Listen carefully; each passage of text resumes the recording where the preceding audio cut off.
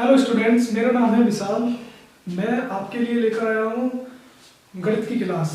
इस क्लास में गणित के 10 क्वेश्चन होने वाले हैं और बहुत ही अच्छे क्वेश्चन हैं। ये क्वेश्चन आपके आने वाले एग्जाम दिल्ली पुलिस के लिए बहुत ही महत्वपूर्ण होने वाले हैं। अर्थमेटिक के 10 क्वेश्चन हैं और मैं इनका सोल्यूशन बहुत ही अच्छी तरीके से कराऊंगा, तो आप इसमें ध्यान से पढ़ना, ठीक है। तो हमारा 10 क्वेश्चन में से जो ये दूसरा क्वेश्चन मैं कराने वाला हूँ, ठीक है। ये सवाल दे रखा है हमारा 159 की पावर 144 प्लस 114 की पावर 123 माइनस 110 की पावर 510 और प्लस 213 की पावर 25 में इकाई का अंक ज्ञात करना है। अंक क्या है? इकाई का अंक ज्ञात करना है। तो हम इकाई का अंक कैसे ज्ञात करेंगे? देखो यहाँ पर देखेंगे 159 की पावर कितनी है?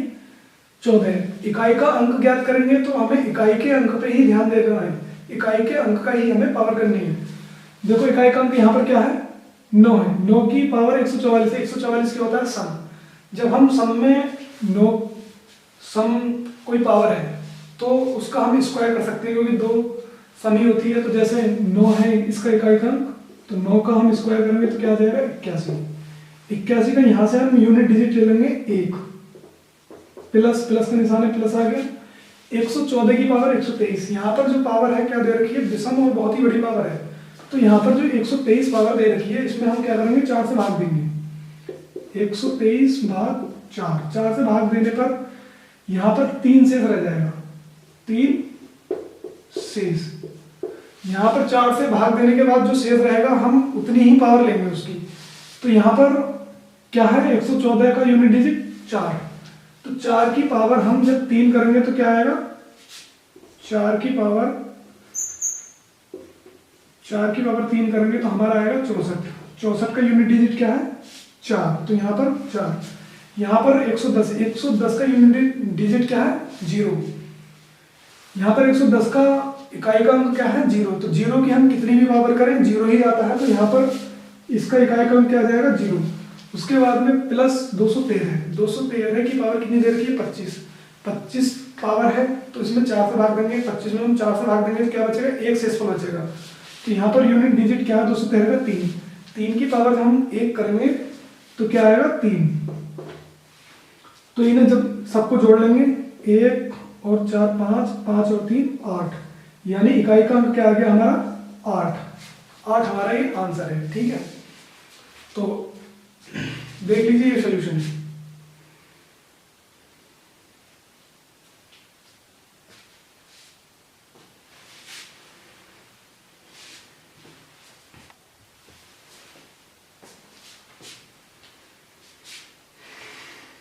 तो यहाँ पर अगला सवाल देखिए स्टूडेंट्स, मैं यहाँ पर लिखने की वजह से सवाल उसमें टाइम लगेगा लिखने में, इसलिए मैंने टाइप करके उसकी स्क्रीन के ऊपर लगा दिया है, ठीक है ना।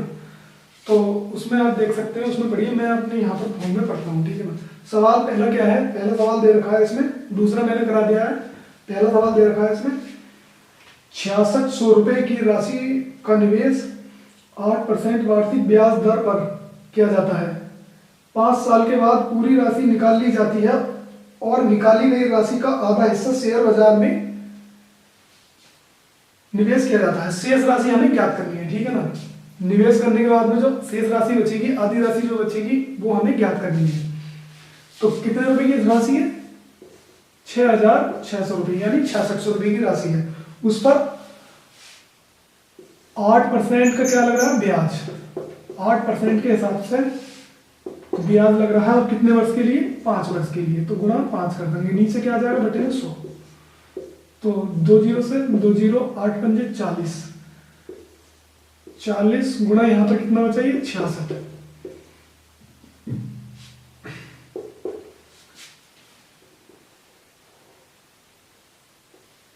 ये कितना बचा यहाँ पर? 66। तो 40 की गुणा हम जब 66 में करेंगे तो कितना आ जाएगा? बराबर 1 0 6 चौक 24 और 6 चौक 24 तो 26। 2640 रुपये हमारे 40% ब्याज लगने के बाद में आ गया, यानी 8% के हिसाब से 5 साल का ब्याज 40% हो रहा है, तो 40% ब्याज का जो निकल कर आ गया हमारा क्या आ गया, 2640 रुपये आ गया। ठीक है, 2640 रुपये आ गया। अब 2640 जो है इसमें क्या, किसमें जोड़ देंगे, ये हमारा क्या है, ब्याज आया है।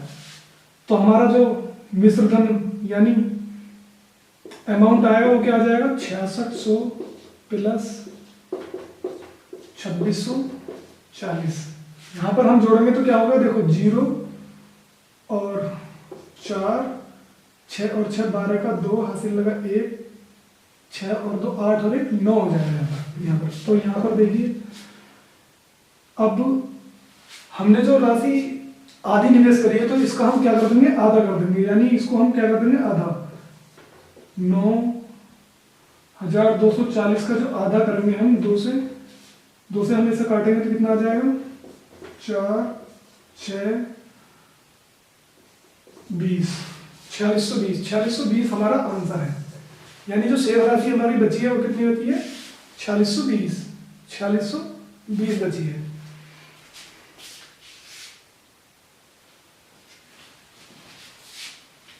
ठीक है,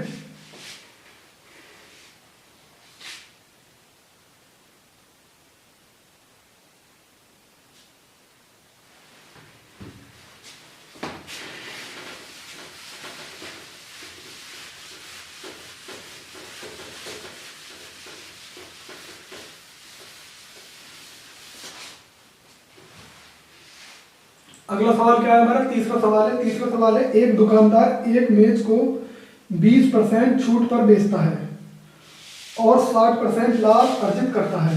यदि वह उसी मेज को 40% छूट पर बेचता तो उसका नया लाभ क्या होता।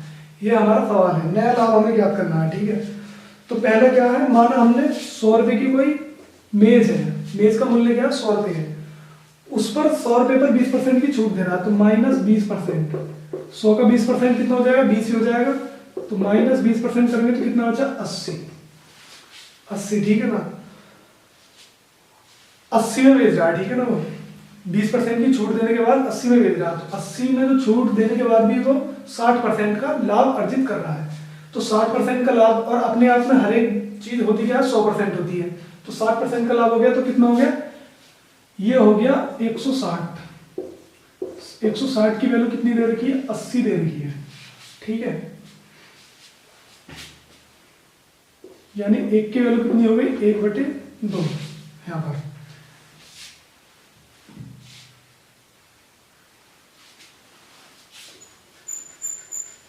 एक 160 की वैल्यू कितनी दे रखी है, 80, तो 100% की वैल्यू निकालेंगे हम, 100 की वैल्यू निकालेंगे तो कितना आ जाएगा, 80/160 गुणा 100।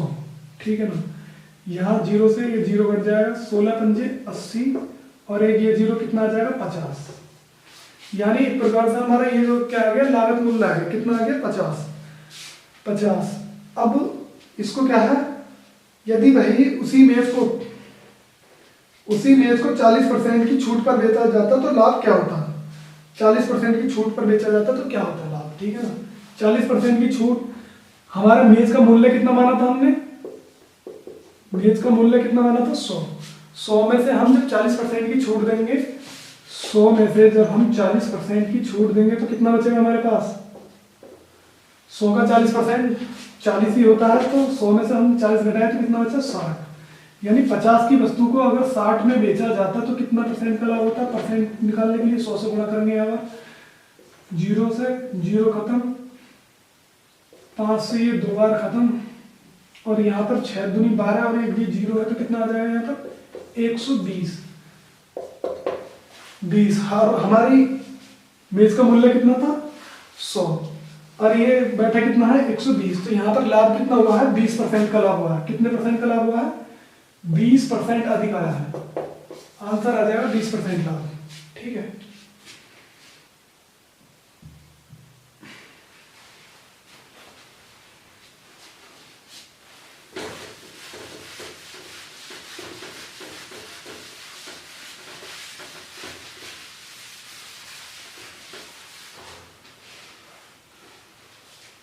अगला सवाल है हमारा, क्या है अगला सवाल है, एक दुकानदार अपनी कीमत 12% अधिक अंकित करता है और फिर 12% की छूट देता है, तो उसका लाभ या हानि प्रतिशत क्या है, उसका लाभ या हानि ज्ञात करना है। तो देखिए, जब भी इस तरह का आपके पास सवाल आए जिसमें समान लाभ या समान वृद्धि और समान हानि हो रही हो, तो उस टाइप के सवाल के लिए एक सूत्र है। यह सूत्र होता है क्या, a plus b plus minus a into b बटे 100 %, ठीक है ना। अगर हानि हो रही है यानी घट रही है कोई चीज, तो उसकी जगह हम माइनस रखेंगे, अगर वृद्धि हो रही है तो उसकी जगह हम प्लस रखेंगे।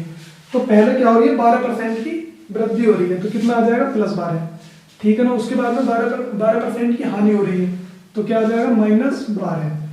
उसके बाद में यहाँ पर क्या आ जाएगा, माइनस ही आएगा, क्योंकि यहाँ पर -12 गुणा 12 करेंगे, एक बार हानि हो रही है, एक बार वृद्धि हो रही है, इसके बटे में क्या आ जाएगा, 100% का चिन्ह ऐसे ही। ये 12 प्लस का है, ये माइनस का है, ये खत्म हो गया। यहाँ पर क्या बचा, -12 गुणा 12, 12 गुणा 12 यानी 12 का वर्ग हो गया। 12 का वर्ग कितना होता है, 144/100%, ठीक है ना। ये माइनस कितना आ जाएगा, 1 पॉइंट, जब इसे 100 से 144 को भाग देंगे तो 1.44%। ये जो माइनस चिन्ह है यहाँ पर हानि को दर्शा रहा है, ठीक है ना। तो यहाँ पर क्या हो रही है, 1.44% की हानि हो रही है, यही हमारा आंसर है, सही है।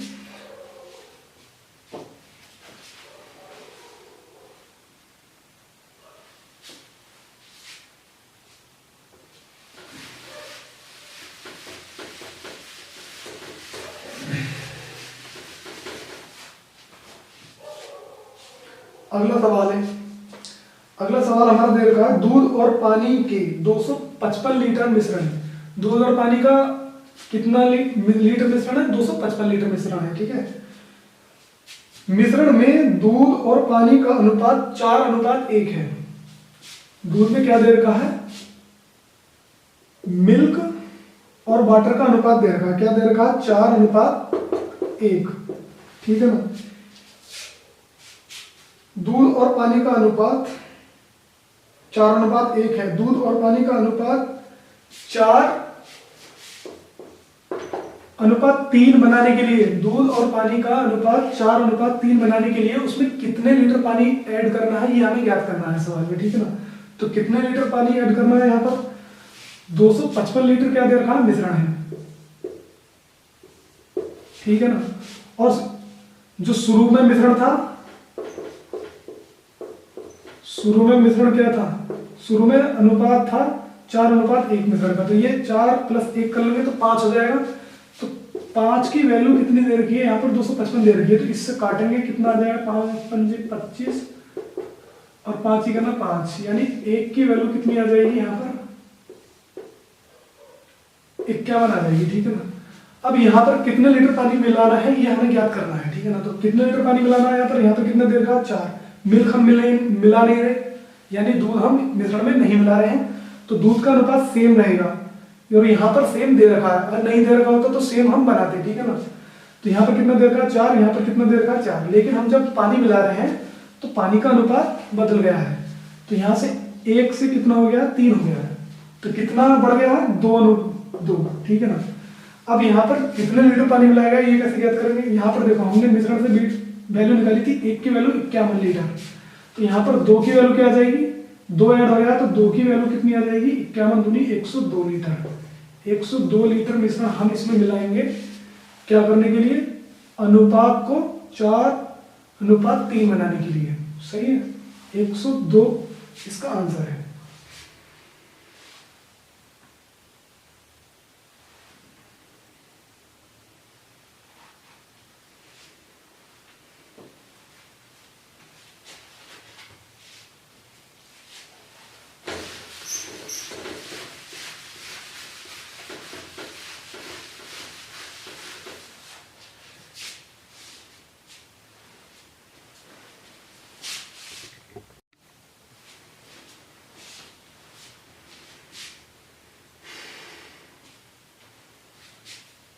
देखिए अगला सवाल क्या है, अगला सवाल है छठा। इसमें दे रखा है 12% साधारण ब्याज पर 3 वर्षों में दे ₹10,920 के ऋण भुगतान किस वार्षिक किस्त में होगा। ये किस्तों वाला सवाल है, ठीक है ना। ये क्या दे रखा है, किस्तों वाला सवाल है। तो वार्षिक किस्त के लिए एक साधारण ब्याज से, इसके लिए किस्त का एक सूत्र होता है जो क्या होता है, किस्त बराबर क्या होता है, 100 गुणा अमाउंट।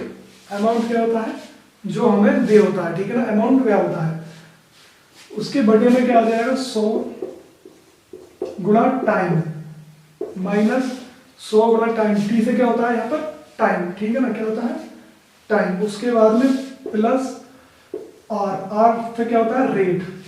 आर से क्या होता है, रेट। रेट मतलब दर, ठीक है ना, दर गुणा फिर से टाइम।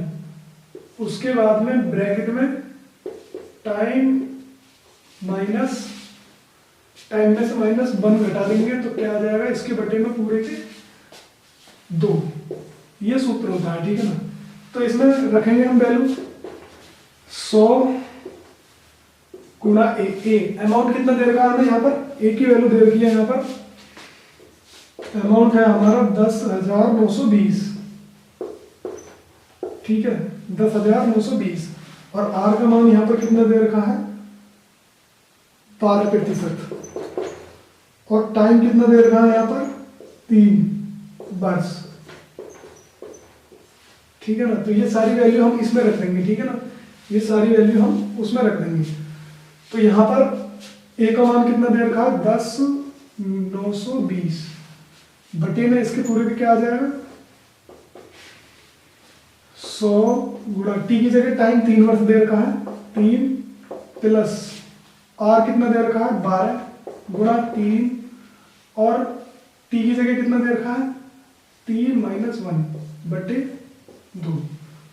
तो देखिए 3 में से जब हम 1 घटाएंगे तो क्या आएगा, 2 आएगा। तो ये 2 से तो ये पूरी 2 कट ही जाएगा ना, ठीक है। 3 माइनस 1 करेंगे तो 2 से 2 कट जाएगा। यहाँ पे कितना बचा,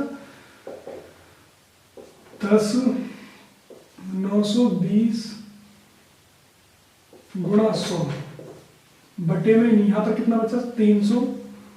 100 के गुणा 3 में करेंगे 300 प्लस 12 दिया 36। ये कितना आ गया, 36। इसे जब हम सॉल्व करेंगे तो कितना आ जाएगा, 10,920 100 से गुणा करेंगे तो 2 जीरो और लग जाएंगे, बटे में क्या आ जाएगा, 336। बटे में क्या आ जाएगा, 336। इसे जब हम सॉल्व करेंगे तो हमारा आंसर कितना आ जाएगा, इसे जब हम काटेंगे तो लगभग आंसर आएगा हमारा, इसे तुम सॉल्व कर सकते हो। इसे काटेंगे तो हमारा जो आंसर आएगा वो आएगा 3250, ठीक है। क्या आएगा हमारा आंसर, 3250। यहां पर जगह में चीज दिखाई नहीं दे रहा होगा आपको,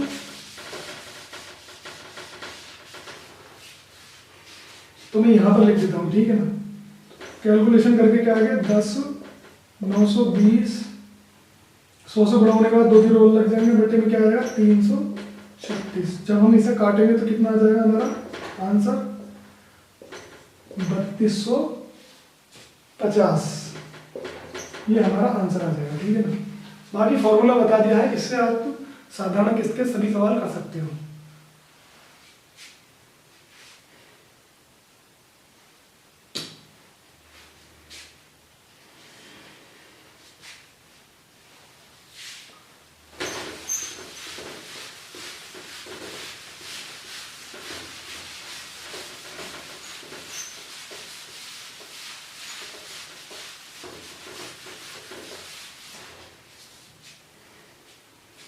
अगला सवाल है हमारा नंबर 7। नंबर 7 सवाल में हमारा क्या दे रखा है, 3 धावक एक वृत्ताकार ट्रैक या मार्ग पर दौड़ना शुरू करते हैं।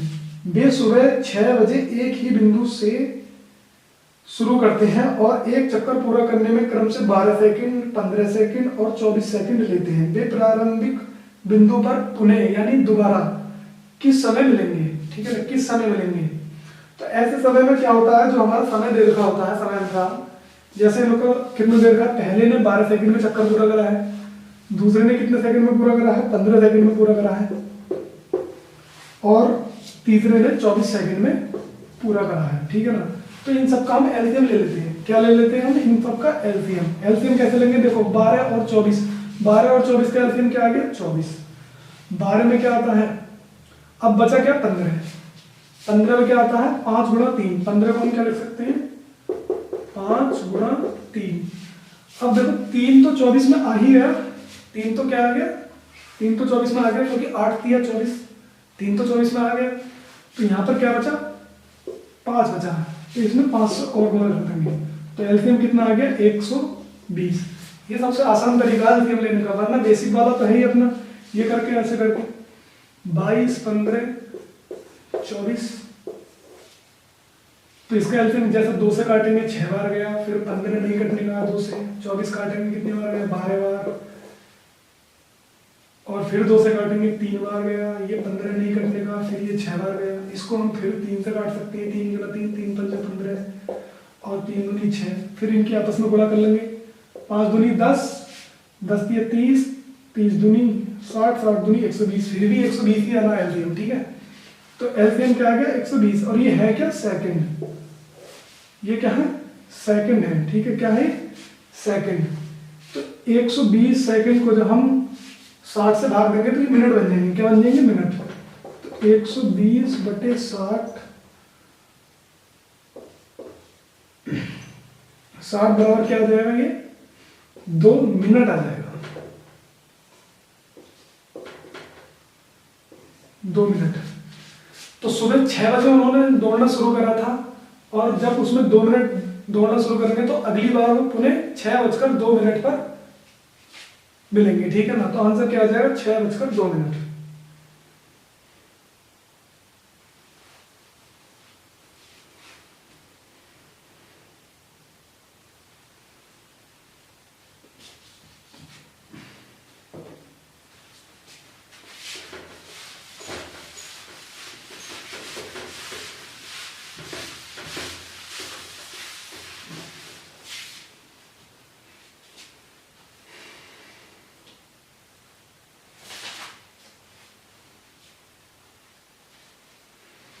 अगला सवाल क्या दे रखा है, 9 सेंटीमीटर आंतरिक त्रिज्या वाले एक अर्धगोलाकार कटोरे में एक द्रव रखा जाता है। इस द्रव को 3 सेंटीमीटर व्यास और 4 सेंटीमीटर ऊंचाई वाली एक छोटी बेलनाकार बोतल में भरा जाता है। तो इस कटोरे को खाली करने के लिए कितने आवश्यक बोतलों की आवश्यकता होगी, ठीक है ना।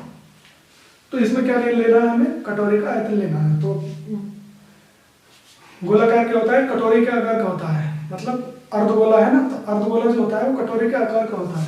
तो अर्धगोले के कटोरे का जो आयतन का सूत्र होता है वो क्या होता है 2/3 गुणा पाई। पाई का मान यहाँ पर हम रख देंगे क्या 22/7 गुणा r³ आर का मान यहाँ पर क्या दे रखा है 9 सेंटीमीटर त्रिज्या वाले, यानी 9 सेंटीमीटर। तो क्या हो जाएगा 9 का क्यूब, 9 का क्यूब का मतलब 9 की 3 बार गुणा कर देंगे यहाँ पर, ठीक है ना, बराबर इसमें एक द्रव है, ये द्रव का आयतन आ गया था, ठीक है, इतना द्रव है, उसको हम एक 3 सेंटीमीटर व्यास और 4 सेंटीमीटर ऊंचाई वाले बेलनाकार बोतल में भरते हैं। तो ऐसी कितनी बोतल आनी, माना हमने कितनी बोतल आनी, n बोतल आनी, ठीक है ना। और बेलन का आयतन क्या होता है πr²h। तो यहाँ पर क्या आ गया पाई की वैल्यू रख देंगे यहाँ पर 22/7 गुणा r²। यहाँ पर निकालना पड़ेगा क्योंकि हमारा व्यास दे रखा है 3, व्यास कितना दे रखा है 3, तो 3 का आधा कर देंगे यहाँ पर 3/2 गुणा स्क्वायर करेंगे तो 3/2 की 2 बार गुणा कर देंगे, ठीक है ना। उसके बाद में ऊंचाई कितनी दे रखी है 4, इसे सॉल्व कर लो और हमारा आंसर आ जाएगा, ठीक है ना। यहाँ पर 2 दूनी 4, 4 से 4 खत्म हो जाएगा, सही है। 22/7 से 22/7 खत्म हो जाएगा, 3 तिया 9 से ये 1 9 खत्म हो जाएगा, और ये 3 से 3 तिया 9 12 कट जाएगा, ठीक है ना। उसके बाद में हमारा क्या बचता है यहाँ पर बचा n, वहां तो सब कट ही गया, n यहाँ पर क्या बचा 2 गुणा 3 गुणा 9, क्या बचा 9, इसके हम गुणा करेंगे कितना आ जाएगा 3 दूनी 6, 6 9 54, n की वैल्यू कितनी आ गई 44 54 54 हमारा इसका आंसर है। सही है।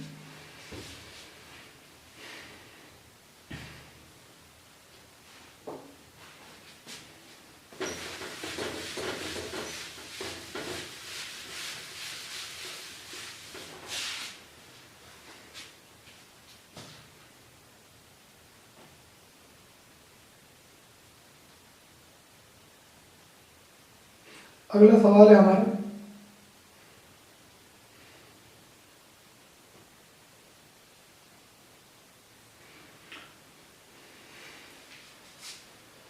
अगला सवाल हमारा दे रखा है 32, 40, 36 और 48 से विभाज्य है सबसे बड़ी 4 अंकीय संख्या कौन सी है। 4 अंकों की संख्या कौन सी है। ठीक है ना। तो हमें इसमें निकालना है। ठीक है ना। इसको हम ऑप्शन से भी कर सकते हैं, लेकिन मैं इसका बेसिक तरीका बताता हूँ। सबसे पहले इनका हम क्या कर लेंगे, एलसीएम। क्या दे रखी है, 32, 40, 36 और 48। इन सबका हम क्या निकाल लेंगे, एलसीएम। बेसिक तरीके से निकाल लेते हैं। ठीक है। यहाँ पर 2 से काटेंगे कितनी बार गया, 16 बार। यहाँ पर 20 बार, यहाँ पर 18 बार, यहाँ पर 24 बार। फिर से काटेंगे इसे कितने से, 2 से ही काटेंगे। 2 से 8 बार गया। यहाँ पर ये कितनी बार गया, 10 बार गया। यहाँ पर 9 बार गया और यहाँ पर 12 बार गया। फिर से इसे 2 से काट लेंगे हम, 4 बार गया। यहाँ पर ये 5 बार गया। फिर 9 नहीं कटने का, 12 कितनी बार गया, 6 बार गया। फिर से एक बार 2 से काट लेंगे हम इसको, 2 से 2 बार। 5 नहीं कटने का है, 9 भी नहीं कटने का है, लेकिन 6 कितनी बार कट जाएगा, 3 बार। अब इसे 2 से नहीं काट सकते तो कितने से काट सकते हैं, 3 से काट सकते हैं। 3 ही करना, 2 भी नहीं कटने का तो 2 ऐसे ही, 5 भी नहीं कटने का, 5 ऐसे ही। 3 से ये 3 बार कट जाएगा और 3 से ये 1 बार कट जाएगा। इससे आगे ये कट नहीं सकता। अब इनके आपस में सबके गुणा कर लेंगे। 3 ही करना, 3 3 पंजे 15, 15 दूनी 30, 30 या 90, 90 दूनी 180, 180 दूनी 360, 360 दूनी 720, 720 दूनी कितना हो गया, 1440। कितना आ गया, 1440। 1440 हमारा क्या है, 1440। ये आंसर नहीं है क्योंकि ये ऑप्शन में दिया नहीं है। ठीक है ना।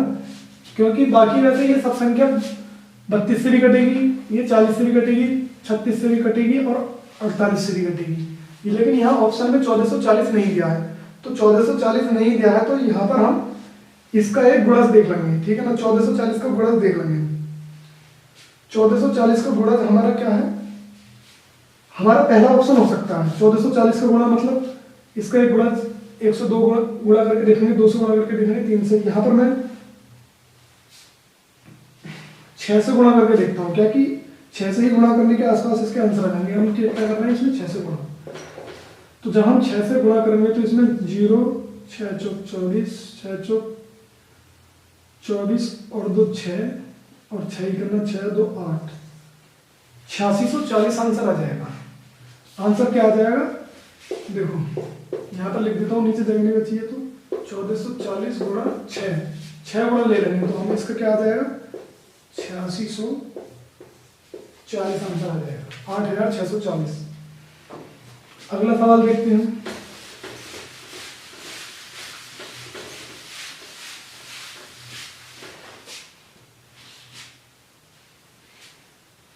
अगला सवाल क्या है, 8 वस्तुओं का क्रय मूल्य 6 वस्तुओं के विक्रय मूल्य के बराबर है तो लाभ प्रतिशत क्या है। 8 वस्तु हैं, 8 वस्तुओं का सीपी यानी क्रय मूल्य कितने वस्तुओं के बराबर है, 6 वस्तुओं के विक्रय मूल्य के, यानी 6 वस्तुओं के विक्रय मूल्य क्या होता है, एसपी यानी सेलिंग प्राइस। तो यहाँ पर सीपी बटे एसपी, ये एसपी इधर आ जाएगा, ये 8 कितने 6 के बटे में चला जाएगा। ठीक है ना। इसको हम काट सकते हैं कितने से, 2 से। यहाँ पर कितना आ गया, 3 और 4। तो हमारा सीपी कितना है, हम जब परसेंट लाभ प्रतिशत या हानि प्रतिशत निकालते हैं तो सीपी को बेस मानकर निकालते हैं। सीपी क्या है, सीपी को बेस मानेंगे। सीपी कितना है हमारा, 3, तो 3 नीचे लिखेंगे और 3 4 कितने से ज्यादा है, 1 ज्यादा है, यानी 1। एसपी कितना है, 1 ज्यादा है सीपी से, तो 1 का हमें क्या हो रहा है, लाभ हो रहा है, गुणा 100 से कर देंगे। 100% या 1/3 की वैल्यू होती है 3.33%।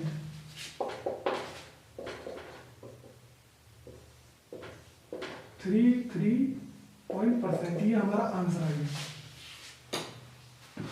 उम्मीद है आपको ये सभी सवाल का सॉल्यूशन अच्छा लगा होगा। देखिए ये मेरी पहली क्लास थी तो थोड़ी हड़बड़ी में थोड़ी गड़बड़ी हो सकती है, पर आगे से मैं जितना चाहूँगा आपको अच्छा कंटेंट दूंगा, ठीक है। तो सब्सक्राइब कर लीजिए चैनल को हमारे, इस पे ऐसे ही डेली आपको क्लास मिलेगी, डेली ना तो तीसरे दिन आपको कुछ ना कुछ सीखने के लिए ही मिलेगा।